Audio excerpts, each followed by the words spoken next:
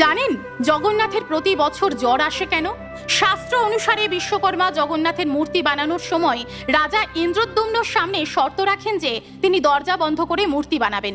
যতক্ষণ না তার মূর্তি বানানো শেষ হচ্ছে ভেতরে কেউ প্রবেশ করতে পারবে না। তার কাজ শেষ হওয়ার আগেই দরজা খুলে গেলে তিনি মূর্তি বানানো ছেড়ে দেবেন। এমনই একদিন কোনো আওয়াজ শুনতে না পেয়ে রাজা অধীর হয়ে পড়লেন। ভাবেন বিশ্বকর্মা নিশ্চয়ই মূর্তি গড়ার কাজ ফেলে রেখে চলে গেছে। এই ভেবে রাজা দরজা খুললে শর্ত অনুযায়ী বিশ্বকর্মা সেখান থেকে অন্তর্ধান হয়ে যান। তখন জগন্নাথ বলরাম সুভদ্রার মূর্তি অসম্পূর্ণই ছিল। তাই দেখে রাজা বিলাপ করতে শুরু করলে নারদ রাজাকে দর্শন দিয়ে 108টি ঘটের জলে তার অভিষেক করার আদেশ দেন। তখন থেকে এই ধারণা প্রচলিত হয়ে পড়ে, যদি কোনো বালককে ঠান্ডা জলে অত্যাধিক স্নান করানো হয় তাহলে সে অসুস্থ হয়ে পড়বে। তাই স্নানযাত্রা থেকে 15 দিন পর্যন্ত জ্বরের জন্য জগন্নাথকে মন্দিরে বন্ধ করে রাখা হয়। তিনি থাকেন একান্তে। জয় জগন্নাথ।